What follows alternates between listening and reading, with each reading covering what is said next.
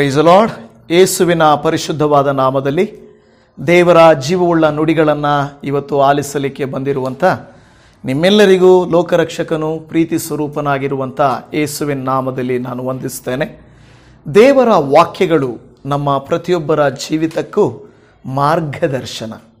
ಸರಿಯಾದ ಮಾರ್ಗ ಯಾವುದು, ತಪ್ಪಾದ ಮಾರ್ಗ ಯಾವುದು ಎಂದು ತಿಳಿಸಿಕೊಡುವಂಥದ್ದೇ ದೇವರ ವಾಕ್ಯ.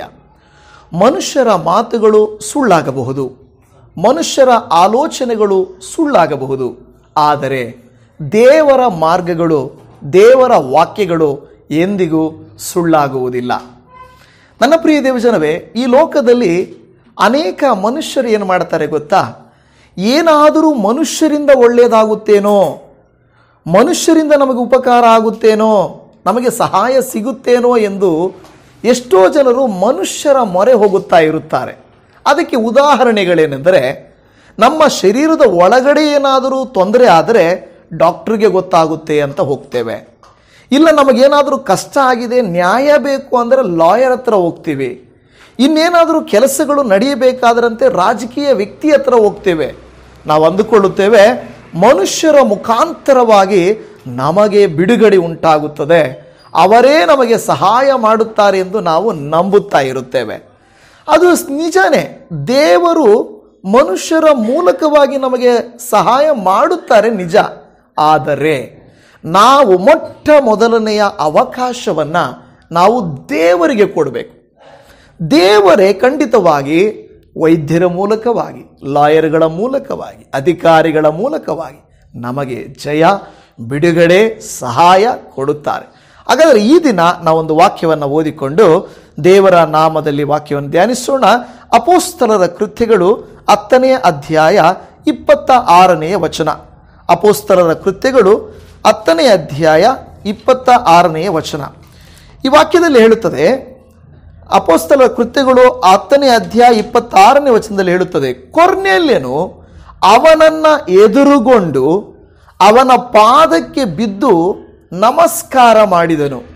ಆದರೆ ಪೇತ್ರನು, ಹೇಳಪ್ಪ, ನಾನೂ ಮನುಷ್ಯನು ಎಂದು ಹೇಳಿದನು ಅಂತ ನಾವಲ್ಲಿ ನೋಡುತ್ತಾ ಇದ್ದೀವಿ. ಒಂದು ಸಣ್ಣ ಪ್ರಾರ್ಥನೆ ಮಾಡಿಕೊಳ್ಳೋಣ. ಪರಮ ತಂದೆಯಾದ ದೇವರೇ, ಈ ದಿನ ಬೆಳಗಿನ ಜಾವದಲ್ಲಿ ನಿನ್ನ ವಾಕ್ಯವನ್ನು ಧ್ಯಾನ ಮಾಡಿಕೊಳ್ಳಲಿಕ್ಕೆ ಬಂದಿದ್ದೇವೆ. ನೀವು ನಮ್ಮೊಟ್ಟಿಗೆ ಮಾತನಾಡುತ್ತೀರೆಂದು, ನಿನ್ನ ವಾಕ್ಯವು ನಮಗೆ ತಿಳಿಸುವಂಥ ವಿಚಾರಗಳನ್ನು ತಿಳಿದುಕೊಳ್ಳುವುದಕ್ಕಾಗಿ ಬಂದಿದ್ದೇವೆ.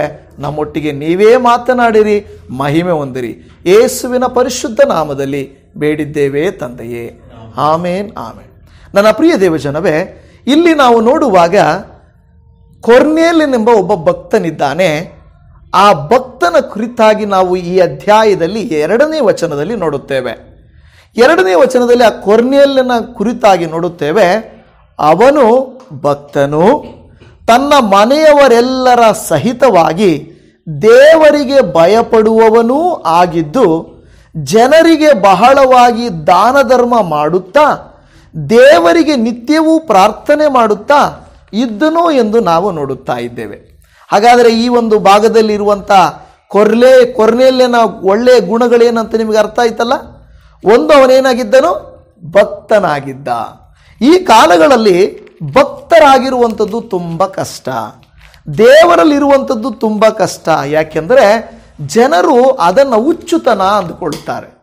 ಮಾಡ್ರನ್ ಆಗಿ ಕಟಿಂಗ್ ಮಾಡಿಕೊಂಡು, ಮಾಡ್ರನ್ ಆಗಿ ಡ್ರೆಸ್ ಮಾಡಿಕೊಂಡು, ಒಳ್ಳೆ ಇಂಗ್ಲೀಷಲ್ಲಿ ಮಾತಾಡಿಕೊಂಡು, ಒಳ್ಳೆ ಗಾಡಿಯಲ್ಲಿ ನಡೆಯುತ್ತಾ, ಒಳ್ಳೆ ಜಾಗದಲ್ಲಿ ಕೆಲಸ ಮಾಡ್ತಾ ಇದ್ದೆ, ವಾವ್ ವಾವ್ ಅಂತಾರೆ ಅಲ್ವಾ? ಅದೇ ಒಂದು ವೇಳೆ ಒಬ್ಬ ವ್ಯಕ್ತಿ, ದೇವರೇ ನನಗೆ ಸಹಾಯ ಮಾಡು, ದೇವರೇ ನಾನು ನಿನ್ನ ಮಗುವು ಅಂತ ಹೇಳಿದರೆ, ಅಯ್ಯೋ, ಇನ್ನೂ ಮಾಡ್ರನ್ ಲೋಕದಲ್ಲಿ, ಈ ಒಂದು ಟೆಕ್ನಾಲಜಿ ಬೆಳೆದಿರುವಂಥ ಈ ಲೋಕದಲ್ಲಿ ಇನ್ನೂ ದೇವರು ದೇವರು ದೇವರು ಅಂತ ಓಡ್ತಾ ಇದ್ದಾರೆ. ದುಡಿದೇ ಇದ್ದರೆ ದೇವರು ಕೊಡ್ತಾರಾ?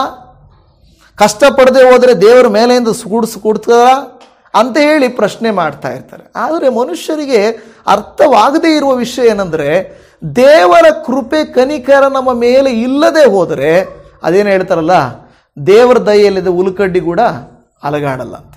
ದೇವರ ದಯೆ ಇದ್ದರೇನೆ ಅದಕ್ಕೆ ಪ್ರತಿಯೊಂದಕ್ಕೂ, ಅದು ಉಲ್ಕಡ್ಡಿ ಅಲ್ಲಾಡಬೇಕಾದ್ರೂ, ನಮ್ಮ ಜೀವಿತದಲ್ಲಿ ಏನು ನಡೀಬೇಕಾದರೂ ದೇವರನ್ನೋನು ಒಬ್ಬನು ಬೇಕೇ ಬೇಕು. ಆದರೆ ಮನುಷ್ಯರು ಏನಂದ್ಕೊಳ್ತಾ ಇದ್ದಾರೆ ಅಂದರೆ ದೇವರಿಲ್ಲದೆಯೂ ಕೂಡ ನಾವು ಜೀವನ ಮಾಡಬಹುದು ಅಂತ ಹೇಳ್ಕೊಡ್ತಾರೆ. ಸರಿ, ಈ ವ್ಯಕ್ತಿಯಲ್ಲಿದ್ದಂಥ ಒಂದು ಮೊದಲನೇ ಗುಣ ಭಕ್ತನಾಗಿದ್ದ. ಎರಡನೇದು ತನ್ನ ಮನೆಯವರೆಲ್ಲರೂ ಸಹಿತವಾಗಿ ದೇವರಿಗೆ ಭಯಪಡ್ತಾ ಇದ್ರು. ಯಾರಿಗೆ ಭಯಪಡ್ತಾ ಇದ್ರು? ದೇವರಿಗೆ ಭಯಪಡ್ತಾನೆ. ಅದು ಬಹಳ ಮುಖ್ಯವಾದಂಥ ಕಾರ್ಯ ಪ್ರಿಯ ದೇವಜನವೇ. ಯಾಕೆಂದರೆ ಭಕ್ತಿಯುಳ್ಳವರಾಗಿರುವುದು ಮಾತ್ರ ಸಾಲದು, ದೇವರಿಗೆ ಭಯಪಡುವವರಾಗಿರಬೇಕು. ದೇವರಿಗೆ ಭಯಪಟ್ಟರೆ ಏನಾಗುತ್ತೆ ಗೊತ್ತಾ? ಕೆಟ್ಟದ್ದನ್ನು ಮಾಡಕ್ಕೆ ಹೋಗಲ್ಲ. ಅಯ್ಯೋ ದೇವರು ನೋಡ್ತಾ ಇದ್ದಾರಪ್ಪ ಅನ್ನುವಂಥ ಭಯ ನಮ್ಮಲ್ಲಿ ಬರ್ತಾ ಇರ್ತದೆ. ಆವಾಗ ನಾವು ದೇವರಿಗೆ ಭಯಪಡುವಂಥವರಾಗಿರುತ್ತೇವೆ. ಸಾಧಾರಣವಾಗಿ ಕೆಲವು ಸಾರಿ ಏನು ಮಾಡ್ತಾರೆ ಗೊತ್ತಾ? ಜನರಿಗೆ ಭಯಪಡ್ತೇವೆ.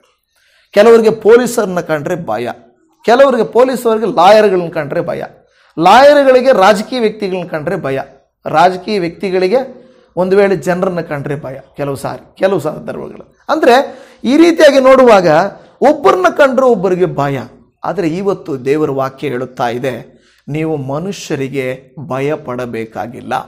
ಕೆಲವರು ಏನು ಮಾಡ್ತಾರೆ ಗೊತ್ತಾ? ಮನುಷ್ಯರಿಂದ ಸಹಾಯಕ್ಕಾಗಿ ಮನುಷ್ಯರ ಕಾಲುಗಳಿಗೆ ಬೀಳೋದು, ಮನುಷ್ಯರ ಮಾತುಗಳಿಗೆ ಭಯಪಡೋದು, ಮನುಷ್ಯರನ್ನ ಮೆಚ್ಚಿಸೋದಕ್ಕೆ ಪ್ರಯತ್ನ ಪಡೋದು, ಇದೆಲ್ಲವನ್ನು ಮಾಡ್ತಾ ಇರ್ತಾರೆ. ಇಲ್ಲಿ ನಾನು ಮುಂದೆ ಹೇಳ್ತೇನೆ, ಈ ಕೊರ್ನೇಲಿನ ಒಂದು 2 ಗುಣಗಳು ಭಯಪಡುವವನಾಗಿದ್ದು, ಮೂರನೇದು ಜನರಿಗೆ ಬಹಳವಾಗಿ ಅವನು ದಾನ ಧರ್ಮ ಮಾಡ್ತಾ ಇದ್ದ.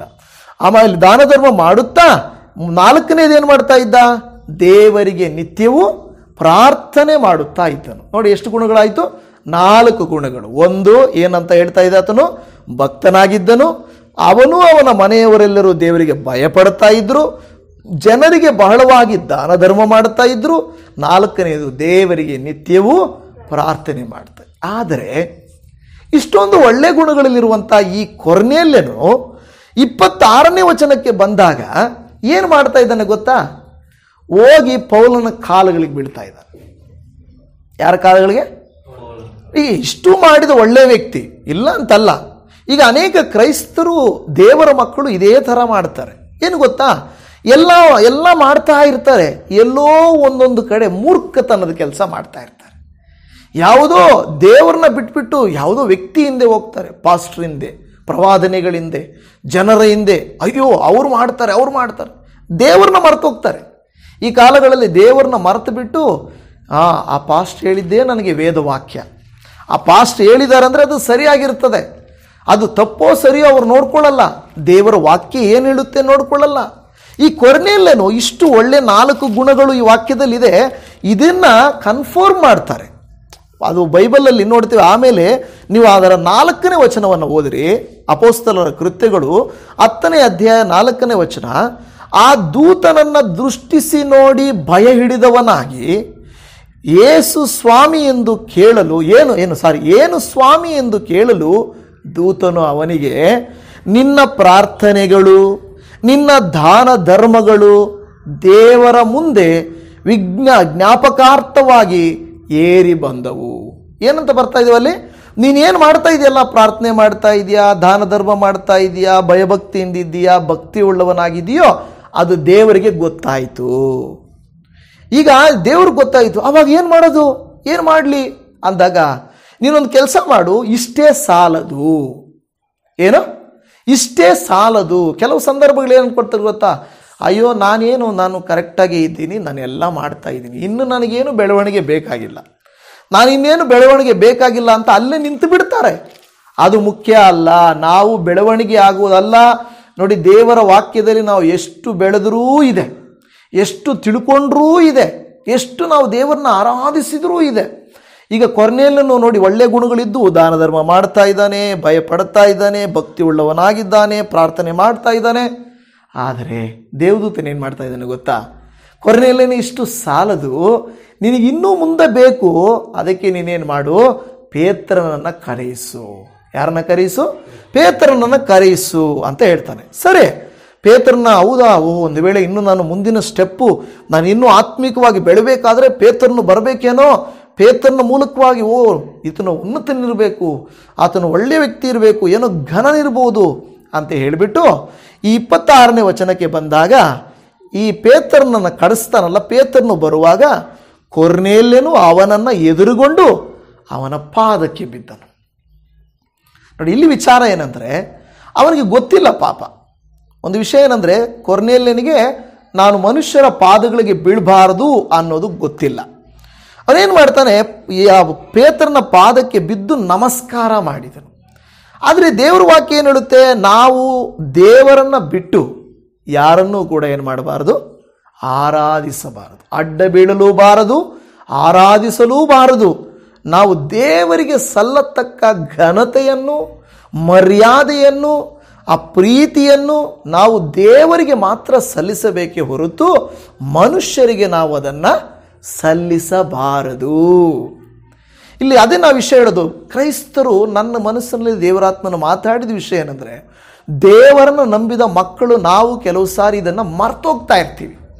ದೇವರನ್ನು ಮಾತ್ರ ಆಶ್ರಯಿಸಬೇಕು, ದೇವರನ್ನು ಮಾತ್ರ ಪ್ರಾರ್ಥಿಸಬೇಕು, ದೇವರ ಬಳಿಯಲ್ಲಿ ನಾವು ಅಡ್ಡ ಬಿದ್ದು ಆರಾಧಿಸಬೇಕು ಅನ್ನೋದನ್ನು ಮರೆತು ಬಿಟ್ಟು ಕೆಲವು ಮನುಷ್ಯರು ಹೇಳ್ಕೊಡೋದನ್ನು ನಾವು ಪಾಲನೆ ಮಾಡ್ತಾ ಇರ್ತೇವೆ. ಇವತ್ತು ನಾವು ನೋಡಿದ್ದೇವೆ ಕೆಲವು ಸಂದರ್ಭಗಳಲ್ಲಿ, ಬೆಂಗಳೂರಲ್ಲಾಗಿರಲಿ, ಬೇರೆ ಬೇರೆ ಕಡೆಗಳಲ್ಲಾಗಿರಲಿ, ಕೆಲವು ಪಾಸ್ಟರ್ಗಳು ತಾನೇ ದೇವರು ಅನ್ನೋ ಥರ ಫೀಲ್ ಆಗ್ತಾ ಇರ್ತಾರೆ. ನಾನು ಹೇಳಿದರೆ ನಡೀತದೆ, ನಾನು ಶಪಿಸಿದರೆ ಶಾಪ ಆಗ್ತದೆ, ನನ್ನನ್ನು ವಿರೋಧ ಮಾಡಿದರೆ ನಿಮಗೆ ಏನೋ ಆಗ್ಬಿಡ್ತದೆ. ಇನ್ನು ಕೆಲವರು ಹೇಳ್ತಾರೆ, ನಮ್ಮ ಚರ್ಚ್ ಬಿಟ್ಟು ಹೋದರೆ ನಿನಗೆ ಹಂಗಾಗೋಗುತ್ತೆ ಹಿಂಗಾಗೋಗುತ್ತೆ ಅಂತ. ಅದೆಲ್ಲ ಸುಳ್ಳು. ಬೈಬಲಲ್ಲಿ ಆ ಥರ ಎಲ್ಲದು ಇದೆಯಾ? ನೀವು ಚರ್ಚ್ ಬಿಟ್ಟು ಹೋದರೆ ನಿನಗೆ ಹಂಗಾಗುತ್ತೆ ಹಿಂಗಾಗುತ್ತೆ ಅಂತ. ನಾವು ದೇವ್ರನ್ನ ಬಿಟ್ಟು ಹೋಗಬಾರ್ದು, ದೇವ್ರನ್ನ ಬಿಟ್ಟು ಹೋಗಬಾರ್ದು ಅಷ್ಟೇ. ಆದರೆ ಸಭೆ ಬಿಟ್ಟು ಹೋಗ್ಬಾರ್ದು ಅಂದರೆ ಸಭೆ ನಾವು ಬಿಟ್ಟು ಹೋಗ್ತಾ ಇಲ್ಲ. ಇಲ್ಲಿ ಬೆಳವಣಿಗೆ ಇಲ್ವಾ, ಇನ್ನೊಂದು ಕಡೆ ಬೆಳೆಯಕ್ಕೆ ಹೋಗ್ತಾ ಇದ್ದೀವಿ, ಅದು ಒಳ್ಳೆಯದು. ಆದರೆ ದೇವರನ್ನ ಬಿಟ್ಟು ಹೋಗೋದು ಮಾತ್ರ ಅದು ಶಾಪವೇ. ಈಗ ಅರ್ಥ ಮಾಡಿಕೊಳ್ಳಿ, ಈ ಕೊರ್ನೇಲ್ಯನು ಬಂದು ಅವನ ಪಾದಕ್ಕೆ ಬೀಳ್ದಾಗ ಪೇತ್ರನೇನು ಹೇಳ್ತಾನೆ, ವೆರಿ ಗುಡ್, ನೋಡಿ ನನಗೆಷ್ಟು ಮರ್ಯಾದೆ ಇದೆ, ಅಪ್ಪ ನನ್ನ ಕಾಳಿಗೆ ಬಿಡುವಂಥವ್ರು ಇದ್ದಾರಲ್ಲಪ್ಪ, ನನಗೆ ಭಯಪಡೋರು ಇದ್ದಾರಲ್ಲಪ್ಪ ಅಂದ್ಕೊಂಡ ಪೇತ್ರ ಹೇಳ್ತಾನೆ, ಹೇಳಪ್ಪ ಹಂಗೆ ಮಾಡಬೇಡ. ಯಾಕೆ ಮಾಡಬೇಡ? ನಾನು ಮನುಷ್ಯನು. ನಾನು ಏನು? ಇವತ್ತು ವಾಕ್ಯವನ್ನು ಹೇಳುವಾಗ ನಾವು ದೇವರ ವಾಕ್ಯವನ್ನು ಹೇಳ್ತಾ ಇದ್ದೀವಿ, ಆದರೆ ನಾನು ಸಾಧಾರಣ ಮನುಷ್ಯನೇ. ಯಾವಾಗ ವಾಕ್ಯವನ್ನು ಹೇಳುತ್ತೇವೋ ಆವಾಗ ನಾವು ದೇವರ ಸೇವಕರು. ಅದನ್ನು ಬಿಟ್ಟರೆ ನನ್ನಲ್ಲಿ ಏನೂ ಇರೋಲ್ಲ, ಮೇಲಿಂದ ಬರಬೇಕು. ಆ ಪವರ್, ಆ ಶಕ್ತಿ, ಆ ಅಭಿಷೇಕ ನಮ್ಮ ಮೇಲೆ ಬರುವಾಗ ಅದು ಕ್ರಿಯೆ ಮಾಡುತ್ತೆ. ಶರೀರ ಏನು ಕ್ರಿಯೆ ಮಾಡೋದಿಲ್ಲ. ನೋಡಿ, ಪೇತ್ರನಲ್ಲಿ ತುಂಬ ದೊಡ್ಡ ಗುಣ ಇದೆ. ನಿಮಗೆ ಗೊತ್ತಿದೆ, ಪೇತ್ರನ ಒಂದೇ ದಿವಸ ಇದಕ್ಕಿಂತ ಮುಂಚೆ ಏನು ಮಾಡಿದನು? 3,000 ಜನರಿಗೆ ದೀಕ್ಷಾಸ್ನಾನ ಕೊಡಿಸಿದ. ಅವನಂಥ ಪ್ರಸಂಗ ಮಾಡಿದವನು. ಅವನ ನೆರಳು ಬಿದ್ದಾಗ ಸೌಖ್ಯವಾಗ್ತಾ ಇತ್ತು. ಅವನು ಬಹಳ ಬಲಶಾಲಿಯಾಗಿದ್ದ, ಅಂದರೆ ಬಹಳ ಅದು. ಆದರೆ ದೇವರು ಅವನಿಗೆ ತೋರಿಸಿದ ಒಂದು ದರ್ಶನ, ಇದರ ಮಧ್ಯದಲ್ಲಿ ಒಂದು ದರ್ಶನ ತೋರಿಸ್ತಾನೆ. ಪೇತ್ರನ ಹೇಳ್ತಾನೆ, ನಾನು ದೇವರೇ ಅವ್ರ ಮನೆಗೆ ಹೋಗೋದ, ನಾನು ಹೋಗಲ್ಲ, ಹಂಗೆ ಹಿಂಗೆ ಅಂತ ಹೇಳ್ತಾನೆ. ಆವಾಗ ದೇವರು ಒಂದು ದರ್ಶನ ತೋರಿಸ್ತಾನೆ. ಆ ದರ್ಶನ ತೋರಿಸಿದಾಗ ನಾವು ಓದೋಕ್ಕೆಲ್ಲ ಟೈಮ್ ಇಲ್ಲ, ನಾನು ತಾನೇ ಎಲ್ಲದಕ್ಕೂ ಮೂಲ, ನನ್ನನ್ನು ಬಿಟ್ಟರೆ ಏನಿದೆ ಅಂತ ಹೇಳಿದಾಗ ಪೇತ್ರನ ಹೇಳ್ತಾನೆ, ಸ್ವಾಮಿ ನನ್ನನ್ನು ಕ್ಷಮಿಸಿಬಿಡು, ನಾನು ಅಪಾರ್ಥ ಮಾಡಿಕೊಂಡಿದ್ದೆ, ನೀನು ಹಿಂಗೆ ಹೇಳಿದ್ರೆ ಹಂಗೆ ಮಾಡ್ತೀನಪ್ಪ ಅಂತ ಆವಾಗ ತಗ್ಗಿಸ್ಕೊಂಡು ಹೋಗ್ತಾನೆ. ಅದಕ್ಕೆ ಮುಂಚೆ ಆಗಿದ್ದರೆ ಪೇತ್ರನ ಏನು ಹೇಳ್ತಾನೆ ಗೊತ್ತಾ? ನಾನು ಯೇಸುವಿನ ಶಿಷ್ಯ, ನನ್ನಲ್ಲಿ ಎಂಥ ಪವರ್ ಇದೆ ಗೊತ್ತಾ? ನನ್ನ ಹಾಗೆ ಮಾಡ್ಕೋಬೇಡ್ರಿ, ನಾನು ಹಂಗೆ ಮಾಡಿಬಿಡ್ತೀನಿ ಹಿಂಗೆ ಮಾಡಿಬಿಡ್ತೀನಿ ಅನ್ನಂತ ಅವನ ಹತ್ರ ಇತ್ತು ಅವನ ಗುಣ. ಯಾವಾಗ ಈ ದೇವರು ದರ್ಶನ ಕೊಟ್ಟು ಮಾತಾಡಿದರು, ಹೋಗಿ ನಾರ್ಮಲಾಗಿ ಹೇಳ್ತಾನೆ ಕೊರ್ನೇಲ್ಯನೇ ನಾನು ಕೂಡ ಸಾಧಾರಣ ಮನುಷ್ಯ. ಬೇರೆಯವ್ರು ಹೇಳಿರ್ಬೋದು, ಪೇತ್ರನ ಯಾರು ಗೊತ್ತಾ? ಶಿಷ್ಯರ ಮಧ್ಯದಲ್ಲಾಗಲಿ ಜನರ ಮಧ್ಯದಲ್ಲಾಗಲಿ ಪೇತ್ರ ಅಂದರೆ ಒಂದು ಭಯ ಇತ್ತು. ಪೇತ್ರನಂದರೆ ಮೂಲೆಗಲ್ಲು, ಯೇಸು ಸ್ವಾಮಿನೇ ಸಭೆಯ ಬಂಡಿಗಲ್ಲಾಗಿ ಆಯ್ಕೆ ಮಾಡಿಕೊಂಡವನು. ನೀವು ಪೇತ್ರನೇ, ನಿನ್ನ ಮೇಲೆ ನಾನು ಏನು ಮಾಡ್ತೇನೆ, ಸಭೆ ಎಂಬ ಬಂಡೆ, ನಿನ್ನ ಮೇಲೆ ಸಭೆಯನ್ನು ಕಟ್ಟುತ್ತೇನೆ ಎಂದು ಹೇಳಿದ ಆತನು. ಅಂಥವನ ಬಂದ್ಬಿಟ್ಟು ಈಗ ಹೇಳ್ತಾ ಇದ್ದಾನೆ, ನಾನು ಕೂಡ ಮನುಷ್ಯನು. ಇವತ್ತು ಉದ್ದೇಶ ಏನು ಗೊತ್ತಾ? ಮನುಷ್ಯರನ್ನು ನಾವು ನಂಬಿದರೆ ನಮಗೆ ಮಣ್ಣೇ ಗತಿ, ಆದರೆ ದೇವರನ್ನು ನಂಬಿದರೆ ನಮಗೆ ಮಹಿಮೆಯೇ ಗತಿ. ಹಲ್ಲೆಲೂಯಾ. ನೋಡಿ, ಮನುಷ್ಯರು ಮಣ್ಣು, ದೇವರು ಮಹಿಮೆ ಉಳ್ಳವನು. ಯಾವುದನ್ನು ನಂಬಿಕೊಳ್ಬೇಕಾ? ನಾವು ಮಣ್ಣನ್ನು ನಂಬಿಕೊಳ್ಬೇಕಾ, ಮಹಿಮೆಯನ್ನು ನಂಬಿಕೊಳ್ಬೇಕಾ? ಮಹಿಮೆಯನ್ನು ನಂಬಿಕೊಳ್ಳಬೇಕು. ಯಾಕೆಂದರೆ ಆ ಮಹಿಮೆಯು ನಮಗೆ ಮಹಿಮೆಯನ್ನು ತರುತ್ತದೆ. ನಾವು ಯಾರೊಟ್ಟಿಗೆ ಇರುತ್ತೇವೋ ಅವರ ಹಾಗೆ ನಾವು ಬದಲಾಗುತ್ತೇವೆ, ಹೌದಲ್ವಾ? ಈಗ ಇಂಗ್ಲೀಷ್ ಮಾತಾಡೋರ ಜೊತೆ ನೀವು ಯಾವಾಗಲೂ ಇದ್ದರೆ ನಿಮಗೇನು ಬರುತ್ತೆ? ಅಷ್ಟೇ. ನೀವು ತೆಲುಗು ಮಾತಾಡೋರ ಜೊತೆ ಇದ್ದರೆ ತೆಲುಗು ಬರುತ್ತೆ. ಅದೇ ಯಾವಾಗಲೂ ಗುಣಗುಟ್ಟೋರು ಅಯ್ಯೋ ಅಯ್ಯೋ ಅನ್ನೋರ ಜೊತೆ ಇದ್ದರೆ ಒಂದು ದಿವಸ ನಿಮಗೂ ಅಯ್ಯಯ್ಯೋ ಅಯ್ಯೋ ಅದೇ ಬರ್ತದೆ. ಆದರೆ ಯಾರು ಧೈರ್ಯವಾಗಿ ಬರಲಿ ಬಿಡ್ರಿ, ನೋಡ್ಕೊಳ್ಳೋಣ ಬಿಡು, ದೇವರಿದ್ದಾನೆ ಬಿಡು ಅಂತ ಅವ್ರ ಜೊತೆ ಇದ್ದರೆ ನಿಮಗೇನು ಬರುತ್ತೆ ಗೊತ್ತಾ? ಹೌದು, ದೇವರಿದ್ದಾನೆ ಬಿಡಿ, ನೋಡ್ಕೊಳ್ತಾನೆ ಬಿಡಿ ಅನ್ನೋ ಧೈರ್ಯ ಬರ್ತದೆ. ಯಾರ ಸಂಗಡ ಇದ್ದೇವೆ ಅನ್ನೋದು ಮುಖ್ಯ. ಇವತ್ತು ಈ ಒಂದು ಕೊರ್ನೇಲನು ಅಲ್ಲಿ ಬಂದು ಅವನ ಬಳಿಯಲ್ಲಿ ಬಂದು, ಅಯ್ಯೋ ನಾನು ಈ ಥರ ನಿಮಗೆ ನಮಸ್ಕಾರ ಮಾಡ್ತಾ ಇದ್ದೀನಿ ಅಂದಾಗ, ನಾನು ಮನುಷ್ಯನಪ್ಪ, ಎದ್ದೇಳು, ಹಾಗೆ ಮಾಡಬೇಡ ಅಂತ ಅವನ್ನ ಕರ್ಕೊಂಡು ಹೋದ. ಇದು ಮಾತ್ರ ಅಲ್ಲದೆ ಹೊಸ ಒಡಂಬಡಿಕೆಯಲ್ಲಿ ಇನ್ನೂ 2 ಭಾಗದಲ್ಲಿ ಮನುಷ್ಯನು ಇನ್ನೂ ಬೇರೆಯವರ ಪಾದಗಳಿಗೆ ಬೀಳ್ತಾ ಇದ್ದಾನೆ. ನೀವು ಪ್ರಕಟಣೆ ಗ್ರಂಥ 19ನೇ ಅಧ್ಯಾಯ ಅದರ 10ನೇ ವಚನವನ್ನು ನೀವು ನೋಡಿದ್ರೆ, ಪ್ರಕಟಣೆ ಗ್ರಂಥ 19ನೇ ಅಧ್ಯಾಯ 10ನೇ ವಚನ, ಆಗ ನಾನು ಅವನಿಗೆ ನಮಸ್ಕಾರ ಮಾಡಬೇಕೆಂದು ಅವನ ಪಾದಗಳ ಮುಂದೆ ಬೀಳಲು ಅವನು, ಮಾಡಬೇಡ, ನೋಡು, ನಾನು ನಿನಗೂ ಯೇಸುವಿನ ವಿಷಯವಾದ ಸಾಕ್ಷಿಯನ್ನು ಹೇಳಿರುವ ನಿನ್ನ ಸಹೋದರರಿಗೂ ಜೊತೆಯ ದಾಸನಾಗಿದ್ದೇನೆ, ದೇವರಿಗೆ ನಮಸ್ಕಾರ ಮಾಡು ಅಂದನು. ಯೇಸುವಿನ ವಿಷಯವಾದ ಸಾಕ್ಷಿಯು ಪ್ರವಾದನೆಯ ಆತ್ಮವೇ. ಇಲ್ಲಿ ಹೇಳ್ತಾ ಇದೆ, ಆಗ ನಾನು ಅಂದರೆ ಯೋಹಾನನು, ಯೇಸುವಿನ ಶಿಷ್ಯನು. ಯೋಹಾನನು ನಮಸ್ಕಾರ ಮಾಡಬೇಕೆಂದು ಅವನ ಪಾದಗಳಿಗೆ ಮುಂದೆ ಬೀಳ್ತಾನೆ. ಯಾರು ಗೊತ್ತಾ? ದೇವದೂತನ ಮುಂದೆ. ದೇವದೂತನ ಪಾದಗಳ ಮೇಲೆ ಬಿದ್ದಾಗ ದೇವದೂತನೇನು ಹೇಳ್ತಾನೆ ಗೊತ್ತಾ? ಒಳ್ಳೇದು, ನನ್ನ ಪಾದಗಳಿಗೆ ಬಿದ್ದಿದೀಯ ಅನ್ನ ಇಲ್ಲ. ನೋಡಿ, ದೇವದೂತನು ಕೂಡ ಏನು ಹೇಳ್ತಾನೆ ಗೊತ್ತಾ? ಮಾಡಬೇಡ, ನನ್ನ ಕಾಲುಗಳಿಗೆ ಬೀಳಬೇಡ, ನಾನು ನಿನಗೂ ಯೇಸುವಿನ ವಿಷಯವಾದ ಸಾಕ್ಷಿಯನ್ನು ಹೇಳಿರುವ ನಿನ್ನ ಸಹೋದರರಿಗೂ ಜೊತೆಯ ಸೇವಕನಾಗಿದ್ದೇನೆ. ನೋಡಿ, ದೇವರು ಉನ್ನತನು. ದೇವರ ನಂತರ ಸ್ಥಾನದಲ್ಲಿರೋದು ದೇವದೂತರು, ಅದರ ನಂತರ ಸ್ಥಾನದಲ್ಲಿರೋದು ಮನುಷ್ಯರು. ನಾವೇನು ಮಾಡ್ತಾ ಇದ್ದೀವಿ ಗೊತ್ತಾ?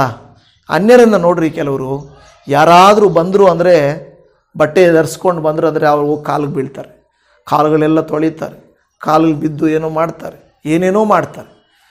ಅವರು ಯಾರೂ ಕೂಡ, ಅನ್ಯ ಜನರು ಯಾರೂ ಕೂಡ ಬಿಡಮ್ಮ, ನಾನು ಮನುಷ್ಯ, ನನಗೆ ಮಾಡಬೇಡ ಅಂತಾರೆ ಅವರು? ಇಲ್ಲ. ಅವ್ರ ಕಾಲುಗಳು ನೀಟಿ, ಪಾದ ಪೂಜೆ ಮಾಡಮ್ಮ, ನಿನಗೆ ಒಳ್ಳೆಯದಾಗುತ್ತೆ. ಕೆಲವು ಸಾರಿ ಪಾದ ತೊಳೆದಿರೋದು ನೀರು ಕುಡಿಬೇಕು. ಹೌದು, ಇದು ನಡೀತಾ ಇದೆ. ಅದು ನಾವು ಯಾವ ಹೆಸರುಗಳನ್ನು ಹೇಳಿ ದೂಷಿಸೋದಿಲ್ಲ, ಆದರೆ ಅವರ ಪಾದಗಳನ್ನು ತೊಳೆದು ನೀರು ಕುಡಿದ್ರೆ ಒಳ್ಳೆಯದಾಗುತ್ತೆ ಅಂತ. ನೋಡಿ, ಯಾರಾದರೂ ಅನ್ಯ ಜನರು, ಮನುಷ್ಯರು ಈ ರೀತಿ ಹೇಳ್ತಾರ? ನಾನು ಮನುಷ್ಯ, ನನ್ನ ಪಾದ ತೊಳಿಬೇಡ್ರಿ. ಹೌದು, ಯೇಸು ಸ್ವಾಮಿ ಪಾದ ತೊಳೆದ್ರು ಸೇವಕರನ್ನು ತೋರಿಸೋದಕ್ಕೆ, ಆದರೆ ಈ ಮುಟ್ಟಿ ನಮಸ್ಕಾರ ಮಾಡುವಂಥದ್ದಿಲ್ಲ. ಬೈಬಲಲ್ಲಿ ಎಲ್ಲಿ ಕೂಡ ಆ ಥರದ್ದಿಲ್ಲ.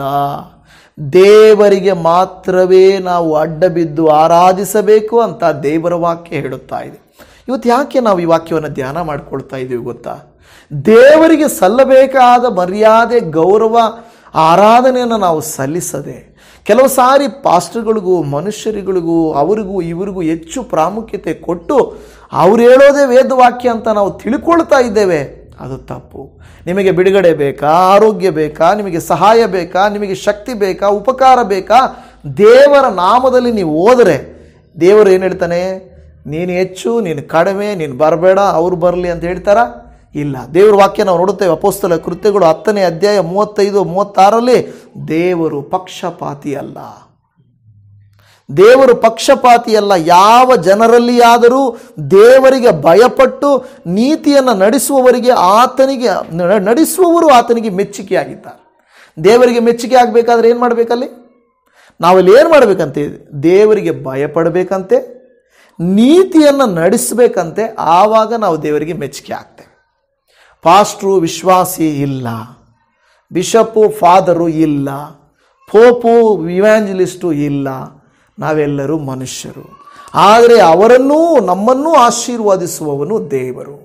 ಎಲ್ಲದಕ್ಕೂ ಮೂಲನು ದೇವರು. ಆತನಿಗೆ ಮಾತ್ರವೇ ಘನತೆಯನ್ನು ಸಲ್ಲಿಸಬೇಕು. ಆತನ ಎಲ್ಲಿರ್ತದೆ? ಆತನನ್ನು ಎಲ್ಲ ಜನಗಳಿಗೂ ಕರ್ತನಾಗಿರುವ ಯೇಸು ಕ್ರಿಸ್ತನ ಮೂಲಕ ದೇವರು ಸಮಾಧಾನದ ಶುಭ ಸಮಾಚಾರವನ್ನು ಪ್ರಕಟಿಸುತ್ತಾ ಇಸ್ರಾಯೇಲ್ ಜನರಿಗೆ ಅನುಗ್ರಹಿಸಿದ ವಾಕ್ಯವೇ ನಿಮಗೆ ತಿಳಿದಿರುವುದು. ಅಂದರೆ ಅದರ ಅರ್ಥ ಏನು ಗೊತ್ತಾ? ಇಲ್ಲಿ ಹೇಳೋದಂದರೆ, ನಾವು ದೇವರಿಗೆ ಭಯಪಟ್ಟು ನೀತಿಯಿಂದ ನಡೆದರೆ ನಾವು ದೇವರ ಕೃಪೆಗೆ ಪಾತ್ರರಾಗುತ್ತೇವೆ ಎಂದು ದೇವರ ವಾಕ್ಯ ಹೇಳುತ್ತಾ ಇದೆ. ನಾವು ಒಂದು ವೇಳೆ ಕೆಲವು ಸಾರಿ ಏನು ಮಾಡ್ತೇವೆ? ಪಾಸ್ಟ್ಗಳ ಇಲ್ಲವೇ ಮನುಷ್ಯರ ಪಾದಗಳನ್ನು ಮುಟ್ಟದೇ ಇರ್ಬೋದು. ಆದರೆ ಕೆಲವರು ಹೇಳಿರೋಂಥ ಕೆಲವರಿಗೆ ಎಳೆದಿರೋ ಗೆರೆನ ನಾವು ದಾಟೋದೇ ಇಲ್ಲ. ತಪ್ಪು ಅಂತ ಗೊತ್ತಿದ್ರೂ ಕೆಲವು ಸಾರಿ ಅದನ್ನೇ ಮಾಡ್ತಾ ಇರ್ತಾರೆ ಸಭೆಗಳಲ್ಲಿ. ನಾನು ಕಳೆದ ಸಾರಿ ನಿನ್ನೆ ಒಂದು ಮೀಟಿಂಗ್ ಹೋಗಿದ್ದೆ. ಅಲ್ಲಿ ಅವರು ಹೇಳ್ತಾ ಇದ್ರು, ಈಗ ಇವರಿಗೆ ಏನೋ ಅದೇನು ಬೇಬಿ ಶವರ್ ಅಂದರೆ ಗರ್ಭವತಿಗೆ ಇದು ಮಾಡ್ತಾರಲ್ವ, ಅದನ್ನು ಮಾಡ್ತಾಯಿದ್ರು. ಇನ್ನು ಕೆಲವೇ ದಿನಗಳಲ್ಲಿ ಮಗು ಹುಟ್ಟುತ್ತೆ, ಆ ಮಗುವಿಗೆ ನಾವು ಬ್ಯಾಪ್ಟಿಸಮ್ ಕೊಡ್ತೀವಿ ಅಂತ. ಅಂದರೆ ಕೆಲವೇ ದಿನಗಳಲ್ಲಿ ಮಗು ಹುಟ್ಟುತ್ತದೆ, ಓಕೆ, ಮಗುಗೆ ಏನಕ್ಕೆ ಬ್ಯಾಪ್ಟಿಸಮ್ ಕೊಡಬೇಕು? ಬೈಬಲಲ್ಲಿ ಇದೆಯಾ? ಅಂದರೆ ನಾವು ತಪ್ಪು ಕಂಡುಹಿಡಿಯೋದಲ್ಲ, ಬಟ್ ಬೈಬಲ್ ವಾಕ್ಯಾನುಸಾರವಾಗಿದೆಯಾ? ಅಯ್ಯವರು ಹೇಳಿದ್ರು, ನಾವು ಆಯ್ತಯ್ಯ, ನೀವು ಹೆಂಗೆ ಹೇಳಿದ್ರೆ ಹಂಗೆ. ಅಯ್ಯವರು ಏನೋ ತಂದು ತಗೊಂಬರ್ರಿ, ಅದಂಗಿಕ್ರಿ. ಈಗ ಕೆಲವು ನಾವು ಹೇಳ್ತಾನೆ ಇರ್ತೀವಲ್ವ, ಯಾವಾಗಲೂ ಕೆಲವು ಚರ್ಚ್ಗಳಲ್ಲಿ ಹೋದರೆ ಬಾದಾಮಿ ತೊಗೊಂಬರ್ರಿ, ಗೋಡಂಬಿ ತೊಗೊಂಬರ್ರಿ, ಹೂವಿನ ಹಾರಗಳೆರಡು ತೊಗೊಂಬನ್ರಿ, ಸಕ್ಕರೆ ತೊಗೊಂಬರ್ರಿ. ಇದೆಲ್ಲ ಬೈಬಲಲ್ಲಿ ಇದೆಯಾ? ಇಲ್ಲ. ಬಟ್ ಅವರು ಅಯ್ಯವ್ರು ಹೇಳಿದ್ದಾರೆ. ಅಲ್ಲ, ಅಯ್ಯವರು ಯಾರು? ಮನುಷ್ಯರವರು. ಬೈಬಲ್ ಹೇಳಿದೆಯಾ? ಅವರು ಬೈಬಲಲ್ಲಿ ತೋರಿಸ್ಬೇಕು, ನೋಡಿ ಈ ಥರ ಇದೆ, ಇದನ್ನು ಮಾಡೋಣ. ಈಗ ಏನಾಗ್ಬಿಟ್ಟಿದೆ ಅಂದರೆ, ಬೈಬಲಲ್ಲಿ ಇರೋದನ್ನು ಜನರಿಗೆ ಭಯ ಹುಟ್ಟಲ್ಲ. ಆದರೆ ಪಾಸ್ಟರ್ಗಳು ಹೇಳೋದು ಭಯ ಹುಟ್ಟುತ್ತದೆ. ಯಾಕೆಂದರೆ ಅಯ್ಯೋ ಪಾಸ್ಟರ್ ಹೇಳ್ತಾ ಇದ್ದಾರೆ. ನೋ, ದೇವರಿಗೆ ನಾವು ಭಯಪಡಬೇಕು. ದೇವರಿಗೆ ಭಯಪಟ್ಟವನು ಮನುಷ್ಯರಿಗೆ ಭಯಪಡಬೇಕಾದ ಅವಶ್ಯಕತೆ. ಆದರೆ ಏನು ಮಾಡಿಬಿಡ್ತೀವಿ ಅಂದರೆ, ದೇವರಿಗೆ ಯಾವಾಗ ಭಯಪಡಲ್ವೋ ಮನುಷ್ಯರಿಗೆ ಎಲ್ರಿಗೂ ಭಯಪಡಲೇಬೇಕು ನಾವು. ಅಯ್ಯೋ ನೋಡಿ, ನಾವು ಯಾವಾಗ ದೇವರಿಗೆ ಭಯಪಟ್ಟು ನೀತಿಯಲ್ಲಿ, ಭಕ್ತಿಯಲ್ಲಿ ದೇವರಿಗೆ ಇಷ್ಟರಾಗಿ ನಡ್ಕೊಳ್ತೇವೋ, ನಿನ್ನ ಪ್ರಯಾಸ, ನಿನ್ನ ಕಷ್ಟ, ನಿನ್ನ ವಿರೋಧ, ನಿನ್ನ ಶತ್ರುಗಳನ್ನು ಎಲ್ಲರನ್ನೂ ದೇವರು ನೋಡ್ಕೋತಾರೆ. ಆದರೆ ಮನುಷ್ಯರು ಏನು ಮಾಡಲ್ಲ, ದೇವರನ್ನ ಆಶ್ರಯಿಸಲ್ಲ. ನಾವೇ ಸ್ವಂತ ಜ್ಞಾನ ಶಕ್ತಿಯಿಂದ ಸಮಸ್ಯೆಯನ್ನು ಎದುರಿಸಕ್ಕೆ ಹೋಗ್ತೀವಿ. ನನಗೆ ಸಾಲ ಇದೆ, ನನಗೆ ರೋಗ ಇದೆ, ನನಗೆ ಶತ್ರು ಇದ್ದಾನೆ, ನಾನೇ ಜಯಿಸ್ತೀನಿ, ನಾನೇ ಉತ್ತರ ಕೊಡ್ತೀನಿ, ನೋಡಿ ನಾನು ಹೋಗಿ ಮಾಡ್ತೀನಿ ನೋಡು. ಹಂಗಲ್ಲ. ದೇವರೇ, ನನ್ನಿಂದ ಆಗೋದಿಲ್ಲಪ್ಪ, ಎಲ್ಲ ನಿಭಾಯಿಸಲಿಕ್ಕೆ ನನ್ನ ಕೈಯಲ್ಲಾಗಲ್ಲ, ನೀನು ನನಗೆ ಸಹಾಯ ಮಾಡು, ಈಗ ನಾನು ನಿನ್ನ ಪಾದಕ್ಕೆ ಬೀಳುತ್ತೇನೆ ಅಂತ ನಾವು ದೇವರ ಪಾದಕ್ಕೆ ಬೀಳಬೇಕು ಹೊರತು ಒಬ್ಬೊಬ್ಬರನ್ನು ಮೆಚ್ಚಿಸೋದಕ್ಕೆ, ಒಬ್ಬೊಬ್ಬರನ್ನು ನಾವು ಇಷ್ಟಪಡಿಸೋದಕ್ಕೆ ನಾವು ಹೋಗಬಾರ್ದು ಅಂತ ದೇವರ ವಾಕ್ಯ ಹೇಳುತ್ತಾ ಇದೆ. ಇಲ್ಲಿ ಪ್ರಕಟಣೆ 19ನೇ ಅಧ್ಯಾಯ 10ನೇ ವಚನದಲ್ಲಿ ಮಾತ್ರ ಅಲ್ಲ, ಪ್ರಕಟಣೆ 22ನೇ ಅಧ್ಯಾಯದ 8 ಮತ್ತು 9ನೇ ವಚನದಲ್ಲಿ ಕೂಡ ಈ ಯೋಹಾನನು ಏನು ಮಾಡ್ತಾ ಇದ್ದಾನೆ, ಮತ್ತೆ ಹೋಗಿ ದೇವದೂತನ ಪಾದಕ್ಕೆ ಬೀಳಕ್ಕೆ ಹೋಗ್ತಾ ಇದ್ದಾನೆ. ಈ ಸಂಗತಿಗಳನ್ನು ಕೇಳಿ ಕಂಡವನು ಯೋಹಾನನೆಂಬ ನಾನು ಕೇಳಿ ಕಂಡಾಗ ಈ ಸಂಗತಿಗಳನ್ನು ನನಗೆ ತೋರಿಸಿದ ದೇವದೂತನಿಗೆ ನಮಸ್ಕಾರ ಮಾಡಬೇಕೆಂದು ಅವನ ಪಾದಕ್ಕೆ ಬಿದ್ದನು. ಎಲ್ಲ ತೋರಿಸಿದನಲ್ಲ ಪಾಪ, ದೇವದೂತನೆಲ್ಲ ತೋರಿಸ್ತಾನೆ. ನೋಡಪ್ಪ, ಇದು ಪರಲೋಕ, ನೋಡು, ಇದು ಹಿಂಗೆ ಸ್ಫಟಿಕ, ಇದು ಅದು ಅಂತ ತೋರಿಸ್ತಾ. ಅಯ್ಯ ನಿಮ್ಮ ನಮಸ್ಕಾರ ಅಂತೋದ ಪಾದಗಳು. ಇರಪ್ಪ, ಯಾಕೆ, ಏನು ದೇವದೂತನು ಅಯ್ಯೋ ಇಷ್ಟು ಉಪಕಾರ ಮಾಡಿದ್ದೀರಿ, ನಿಮ್ಮ ಪಾದಗಳಿಗೆ ಬೀಳೋಣ. ಉಪಕಾರ ಮಾಡಿದ ತಕ್ಷಣ ಪಾದಗಳಿಗೆ ಬೀಳ್ತೀಯಾ? ಕೆಲವು ಸಾರಿ ಏನು ಮಾಡ್ತಾನೆ ಗೊತ್ತಾ, ಸೈತಾನನು ಕೂಡ ಇದೇ ಕೆಲಸ ಮಾಡ್ತಾನೆ. ಯೇಸು ಸ್ವಾಮಿಗೆ ಏನು ಹೇಳಿದ ಗೊತ್ತಾ, ನೀನು ಒಂದು ಸಾರಿ ನನಗೆ ನಮಸ್ಕಾರ ಮಾಡಿದರೆ ಸಾಕು, ನಾನೇನು ಮಾಡ್ತೀನಿ ಇದೆಲ್ಲ ನಿನಗೆ. ನೋಡಿ ಹೆಂಗೆ ಹೇಳ್ತಾನಂದರೆ, ಸೈತಾನು ಏನು ಮಾಡಬೇಡ ನೀನು, ನೋಡಿ ಇದೆಲ್ಲ ತೋರಿಸ್ಬಿಟ್ಟು ಎಲ್ಲ ತೋರಿಸಿ ನೋಡು, ಒಂದೇ ಒಂದು ಸಾರಿ ನಮಸ್ಕಾರಪ್ಪ ಸ್ವಾಮಿ ಬುದ್ಧಿ ಅಂತ ನೀನು ಕಾಲಿಗೆ ಬಿದ್ದುಬಿಟ್ರೆ ನಿಂದಿದೆಯಲ್ಲ ನೋಡು. ಜನರಿಗೆ ಇವತ್ತೇನಾಗ್ಬಿಟ್ಟಿದೆ, ಕೆಲವರು ಓಪನ್ ಆಗಿ ಕೆಲವರು ಆಫರ್ ಕೊಡ್ತಾ ಇದ್ದಾರೆ. 5 ಲಕ್ಷ ರೂಪಾಯಿ ಕೊಡ್ತೀವಿ, ಯಾರು ಚರ್ಚಿಗೆ ಹೋಗೋದನ್ನ ಬಿಟ್ಟು ವಾಪಸ್ ಬಂದರೆ ಅವರಿಗೆ 5 ಲಕ್ಷ, ಒಂದು ಸೈಟ್, ಒಂದು ಮನೆ ಕಟ್ಕೊಡ್ತೀವಿ. ಇವಾಗ ಯಾರೆಲ್ಲ ಹೋಗ್ತಾ ಇದ್ದೀರೋ ಚರ್ಚಿಗೆ ಅವರೆಲ್ಲ ವಾಪಸ್ ಬರಬೇಕು. ಓಪನ್ ಆಗಿ ಆಫರ್ ಕೊಟ್ಟಿದ್ದಾರೆ ಕೆಲವು ಕಡೆಗಳಲ್ಲಿ, ನ್ಯೂಸ್ ಪೇಪರ್ಗಳಲ್ಲೆಲ್ಲ ಬಂದಿದೆ, ನ್ಯೂಸಲ್ಲೆಲ್ಲ ಬಂದಿದೆ. ಹಾಗಾದರೆ ಆಫರ್ನ ಕೆಲವ್ರು ಏನು ಮಾಡ್ಬೋದು, ಇಲ್ಲಿ ಚರ್ಚಿಗೆ ಹೋದರೆ ಏನು ಸಿಗ್ತದಪ್ಪ, ಅಲ್ಲೆಲ್ಲೋ 4 ಜನ ಕೂತ್ಕೊಂಡು ಏನೋ ಪ್ರೇಯರ್ ಮಾಡ್ತಾರೆ, ಏನು ಸಿಗುತ್ತೆ. ಆದರೆ ಅಲ್ಲಿ ಹೋದರೆ ನೋಡಿ, ಇದನ್ನು ಬಿಟ್ಬಿಟ್ಟು ಹೋದರೆ ಅಲ್ಲಿ ಅವರಿಗೆ ದುಡ್ಡು ಕೊಡ್ತಾರೆ, ಕಾಸು ಕೊಡ್ತಾರೆ. ಇವತ್ತು 4 ದಿನ ಇರ್ಬೋದು, ನೀವು ಬದುಕೋವರೆಗೂ ಇರ್ಬೋದು, ಮನೆ ಸಿಗ್ಬೋದು, ಸೈಟ್ ಸಿಗ್ಬೋದು. ಆದರೆ ಭೂಮಿಯ ಮೇಲೆ ನಿನಗೆ ಸೈಟು ಮನೆ ಸಿಗ್ತದೆ, ಪರಲೋಕದಲ್ಲಿ ಏನು ಸಿಗ್ತದೆ ನಿನಗೆ? ಒಂದು ನೀನು ಸ್ವಲ್ಪ ಕಾಲ ನೀನು ಇಲ್ಲಿ ಬದುಕೋವಾಗ ನಿನಗೆ ಇದು ಸಿಗ್ತದೆ, ಆದರೆ ನಿತ್ಯ ಕಾಲಕ್ಕೆ ನಿನ್ನ ಆತ್ಮ ನರಕಕ್ಕೆ ಹೋಗ್ತದೆ. ಸ್ವಲ್ಪವನ್ನು ಆಸೆಪಟ್ಟು ದೊಡ್ಡದನ್ನು ಕಳ್ಕೊಳ್ಳಿಕ್ಕೆ ಹೋಗ್ತಾ ಇದ್ದೇವೆ. ಸೈತಾನನು ಸಣ್ಣದಾಗಿ ಗಾಳ ಹಾಕ್ತಾನೆ. ಯೇಸು ಸ್ವಾಮಿಗೆ ಹಂಗೆ ಗಾಳ ಹಾಕಿದ್ದು, ನೀನು ಒಂದು ಸಾರಿ ನನಗೆ ಅಡ್ಡ ಬಿದ್ದರೆ ಸಾಕು, ನಾನು ಎಲ್ಲ ಕೊಟ್ಬಿಡ್ತೀನಿ ನಿನಗೆ. ಯೇಸು ಸ್ವಾಮಿ ಏನು ಹೇಳಿದ್ರು ಗೊತ್ತಾ? ನಿನ್ನ ದೇವರಾದ ಕರ್ತನಿಗಲ್ಲದೆ ಬೇರೊಬ್ಬರಿಗೆ ಅಡ್ಡ ಬೀಳಬಾರದು. ಹಾಲೆಲೂಯ. ಇವತ್ತು ಅದೇ ಮಾತು, ಒಂದೇ ಮಾತು ಯೇಸು ಸ್ವಾಮಿ ಹೇಳಿದ್ದು. ಬೈಬಲಲ್ಲಿ ಹೇಳ್ತಾ ಇದೆ, ನಿನ್ನ ಕರ್ತನಾಗಿರುವ ದೇವರಿಗೆ ಅಲ್ಲದೆ ಬೇರೊಬ್ಬರಿಗೆ ನೀನು ನಮಸ್ಕರಿಸಲು ಬಾರದು, ಅಡ್ಡ ಬೀಳಲು ಬಾರದು, ಆರಾಧಿಸಲು ಬಾರದು ಅಂತ ಹೇಳಿದೆಯಲ್ವಾ. ನಾನು ಹೆಂಗೆ ನಿನಗೆ ಅಡ್ಡ ಬೀಳ್ತೀನಿ ಅಂದ್ಕೊಂಡಿದ್ದೆ ಅಂತ ಯೇಸು ಸ್ವಾಮಿ ಸೈತಾನಿಗೆ ಕೇಳಿದ್ರು. ಅಯ್ಯೋ ಓಕೆ. ಇವತ್ತು ದೇವಜನವೇ, ಬೈಬಲ್ ನಮಗೆ ಹೇಳುವುದೇನೆಂದರೆ, ಅವಕಾಶಕ್ಕೋಸ್ಕರ, ಆಶೀರ್ವಾದಕ್ಕೋಸ್ಕರ, ಆರೋಗ್ಯಕ್ಕೋಸ್ಕರ, ಉನ್ನತಿಗೋಸ್ಕರ ಮನುಷ್ಯರ ಕಾಲಿಡಿಯೋದು ಮನುಷ್ಯರ ಸ್ವಭಾವ. ಈ ಮನುಷ್ಯರ ಸಹಾಯ ಕೇಳೋದು ತಪ್ಪಲ್ಲ, ಕೆಲಸ ಮಾಡೋದು ತಪ್ಪಲ್ಲ. ಆದರೆ ನೀವೇ ಎಲ್ಲ, ನೀವು ಹೇಳ್ದಂಗೆ ನಾವು ಮಾಡ್ತೀವಯ್ಯ ಅಂತ ಹೇಳಿ ಹೋಗ್ತೀವಲ್ವಾ, ಯಾವಾಗ ಆ ರೀತಿ ಮನುಷ್ಯರ ಹಿಂದೆ ಹೋಗುತ್ತೇವೋ ದೇವರು ನಮ್ಮನ್ನು ತ್ಯಜಿಸಿಬಿಡ್ತಾರೆ. ಅದಕ್ಕೆ ಕೊರ್ನೇಲ್ಯನಿಗೆ ಪೇತ್ರನ ಹೇಳಿದ್ದು, ಮಾಡಬೇಡ, ನಾನು ಮನುಷ್ಯ. ಯೋಹಾನನಿಗೂ ಹೇಳ್ತಾನೆ ದೇವದೂತನು, ನನಗೆ ಅಡ್ಡ ಬೀಳಬೇಡ, ನಾನು ಅದಕ್ಕೆ ಯೋಗ್ಯನಲ್ಲ, ನಾನು ಕೂಡ ಸೇವಕ ಎಂದು ಹೇಳ್ತಾನೆ. 22ನೇ ವಚನದಲ್ಲಿ ಕೂಡ, ನಾನು ಕೇಳಿ ಕಂಡಾಗ ಈ ಸಂಗತಿಗಳನ್ನು ನನಗೆ ತೋರಿಸಿದ ದೇವದೂತನಿಗೆ ನಮಸ್ಕಾರ ಮಾಡಬೇಕೆಂದು ಅವನ ಪಾದಕ್ಕೆ ಬಿದ್ದೆನು. ಅವನು ನನಗೆ, ಮಾಡಬೇಡ, ನೋಡು, ನಾನು ನಿನಗೂ ಪ್ರವಾದಿಗಳಾಗಿರುವ ನಿನ್ನ ಸಹೋದರರಿಗೂ ಈ ಪುಸ್ತಕದಲ್ಲಿ ಬರೆದಿರುವ ಮಾತುಗಳನ್ನು ಕೈಕೊಂಡು ನಡೆಯುವವರಿಗೂ. ಯಾರು? ನಮ್ಮ ಕುರಿತ ಅಲ್ಲಿ ಬರೆದೈತೆ ಮೊದಲೇ. 2000 ವರ್ಷಗಳ ಹಿಂದೆನೇ ಯಾರ ಕುರಿತಾಗಿ ಬರೆದಿದೆ?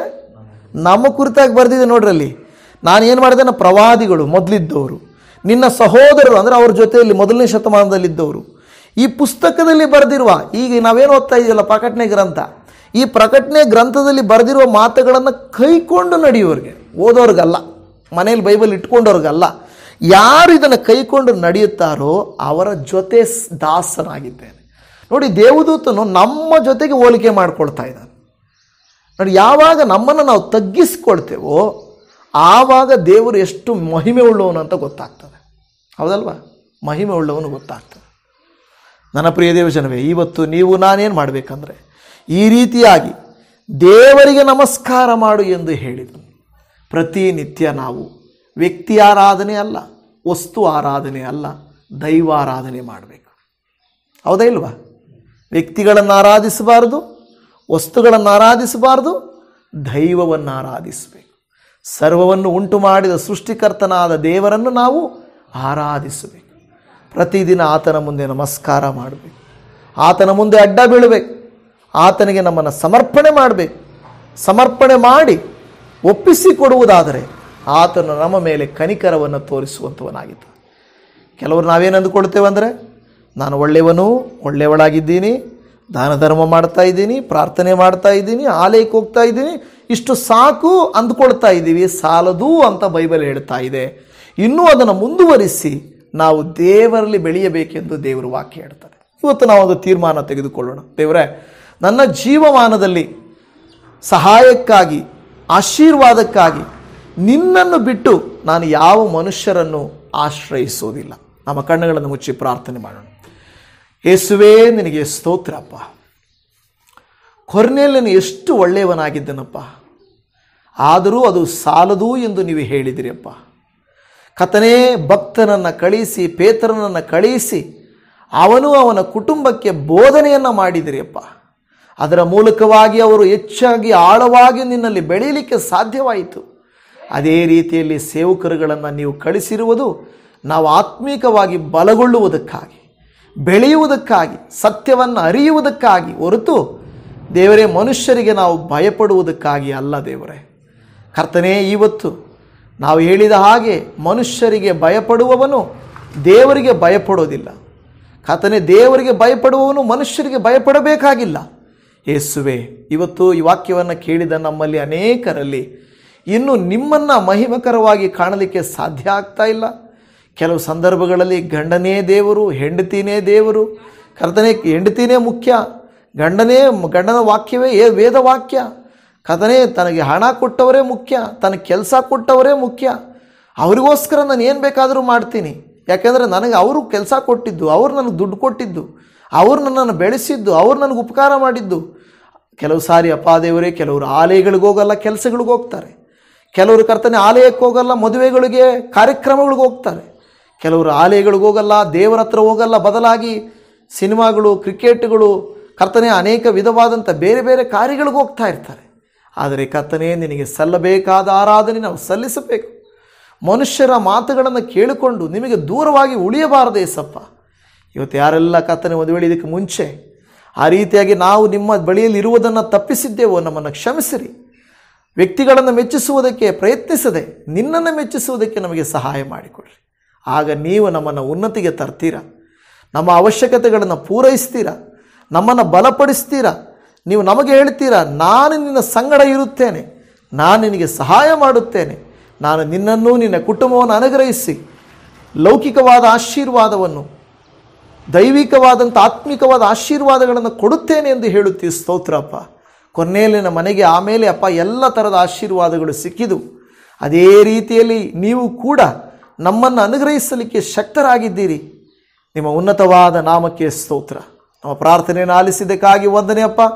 ನಾವು ನಿಮ್ಮನ್ನೇ ಆರಾಧಿಸಿ ನಿಮಗೆ ಅಡ್ಡ ಬಿದ್ದು ನಿಮಗೆ ಸ್ತೋತ್ರ ಮಾಡುವಂಥ ಕೃಪೆಯನ್ನು ನಮಗೆ ಅನುಗ್ರಹಿಸಿ ಕೊಡಬೇಕೆಂದು ನಮ್ಮ ರಕ್ಷಕನೂ ಕರ್ತನೂ ಒಡೆಯನು ಕ್ರಿಸ್ತನು ನಮ್ಮನ್ನು ಪ್ರೀತಿಸುವ ಆತನೂ ಆಗಿರುವ ನಜರೇತಿನ ಯೇಸುವಿನ ಪರಿಶುದ್ಧ ನಾಮದಲ್ಲಿ ಪ್ರಾರ್ಥಿಸುತ್ತೇವೆ ತಂದೆಯೇ. ಆಮೇನ್, ಆಮೇನ್.